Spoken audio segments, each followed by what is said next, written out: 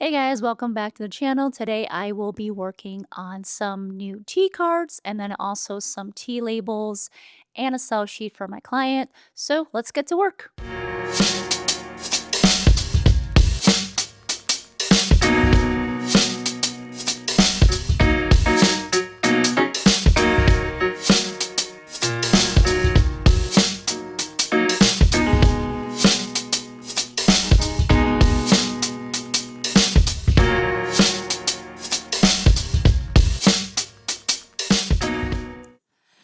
Hey guys, I just got hit by a car. I was walking, I was a pedestrian. I wasn't in a car. I was a pedestrian crossing the street when it was my right of way. I got hit and they hit my knee and rolled over my foot. Then they stopped, and both driver and passenger just stared at me, never asked if I was okay, never apologized. They just looked at me, and I said, I have the right of way, I have the green light. Um, but then, after just staring at each other for a little while, I just said, I'm fine, I'm all right. Just go ahead, go on. So if you're a pedestrian, if you're crossing, even if you have the right of way, please, please, please triple check before crossing. Um, don't believe that people will stop. And if you're a driver, please check for pedestrians when you're crossing. With that, I need to get back to work. I still have changes that I need to do. Uh, Very minor changes that I have to do for some T cards, some sales sheets. Hopefully, I keep seeing you guys in these weekly vlogs. Like, who knows? If I get hit by a car really bad, I might not. Right? So, yeah, cherish every day, guys. See ya.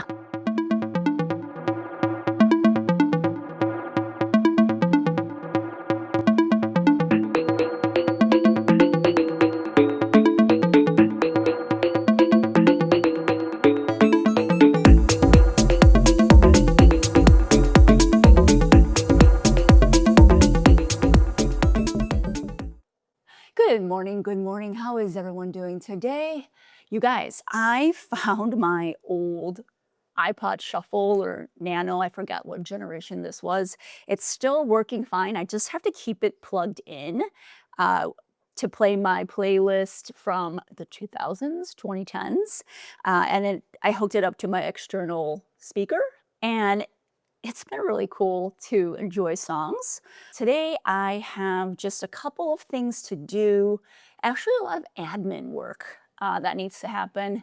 I have to do a little bit of billing. I have to write a proposal today, which it's going to take some time, but it's a packaging project potentially with a lot of SKU numbers. So I'm not 100% if they're asking for a quote just to check the, third vendor box or if they're really interested. But I am actually going to see if this is going to be something that is uh, sustainable and legitimate. So, all right, I got to get some work going. And yeah, I'll see you in a little bit.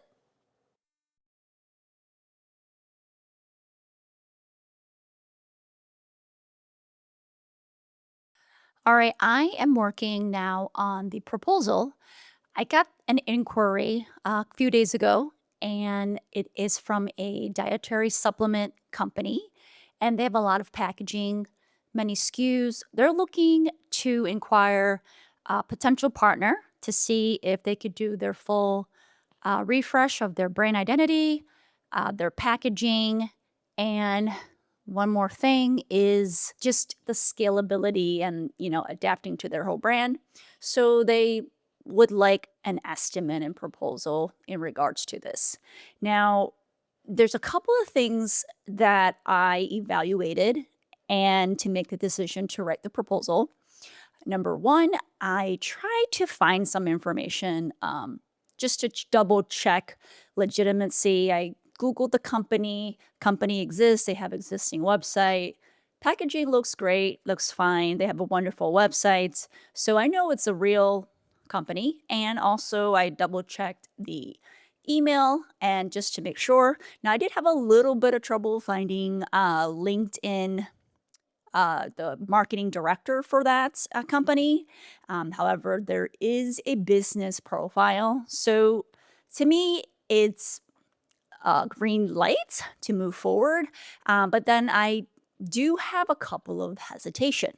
Number one, I liked how they were very specific and detail about what exactly they're looking for in this estimate and proposal. So I know this isn't their first rodeo. They've talked to a couple of designers, probably worked with design agencies and studios, and understand the basic terminologies of what goes on in a design process, rebranding, or package design process. So I know that they know a thing or two and they're not completely new or fresh. And they have possibly a small group of people who are decision makers. Now, I also realized that they mentioned in their email that they're looking for a potential partner, that they're looking for agencies. So to me, it signals that I'm not the only one that they are scouting for. They're just reviewing perhaps three, four, maybe more. I'm not sure, totally sure, but just to do like a comparison as to the list of scope of work that they've mentioned, and perhaps they're cross-referencing, checking the estimates, the quote numbers to see one if it fits their budget, two if things align, if the numbers aligned. When I worked in the back in the agency world, a lot of times we would know that we're bidding for projects, and some potential clients, they may just be looking for that third bid just to check the boxes of, all right, we got three, and they may or may not already know who they would want to choose. So a lot of times it's a gamble for me, and also how maybe desperate or juicy the project is to you. So I do have a fully designed layout presentation that when there is a juicy project, there is something that I want to work on really bad. And it looked like we've had a couple of communications. And that's when I use that particular presentation and design to basically seal the deal. However, I don't feel I have that relationship with this particular company at the moment. Um, they simply, copy and pasted a bunch of probably the same inquiry to all the design firms that they are talking to initially. And that was like, the initial email that I received. There was no request for a video call, learning more about, me, my work, or, their business goals and objectives. So there's not that much relationship building there.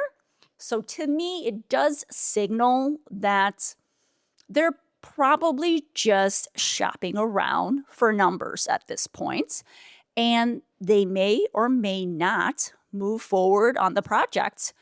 So I believe, the chances are fairly low for this project to move forward. This is why I'm making the decision to prepare a proposal, and it's just a written proposal. I've decided on the written proposal because number one, I don't want to waste my time. My time is precious. I could be working on another client's project. Number two, the success rates of moving to maybe a second interview or perhaps a video call or getting a call back from the client period is about, I don't know, I wouldn't even say 50%. It's probably like 25% at this point. They don't know anything about me. We don't have a relationship. It wasn't a word of mouth. So it's not a warm lead. So just be careful with your time that not every inquiry is going to be a warm lead. And you have to use your skills to diversify and to kind of decode if it's something worth your time to invest in, because we don't get paid for writing proposals and estimates and scope of works, right? Like, you get $0. If you work on the proposal for 30 minutes, for 3 hours, that is something that is, there's no return investment initially, because a lot of times you're bidding for projects, and many times coming back, you might bid, 10 times, and one or two might be a success. So I am not in the business of writing proposals. I am in the business of design. So therefore, this is how I would just do a 2 to 3 page written proposal. That way, if they're interested, they can always come back to me for a follow-up meeting, or actually, do a face-to-face, and, we can go from there. But most of the time, I would be surprised or shocked if they came back. Most of the time, they're just trying to get some numbers from several different studios so that they feel good about a decision that they've made. All right, so make sure you identify if these are legitimate inquiries, and then follow up with, perhaps a fully designed proposal versus like a 2 pager. That way, you're saving yourself some time. And, if you really have the time and want to impress a client and really need to score a juicy project, then by all means go all out, and see what happens.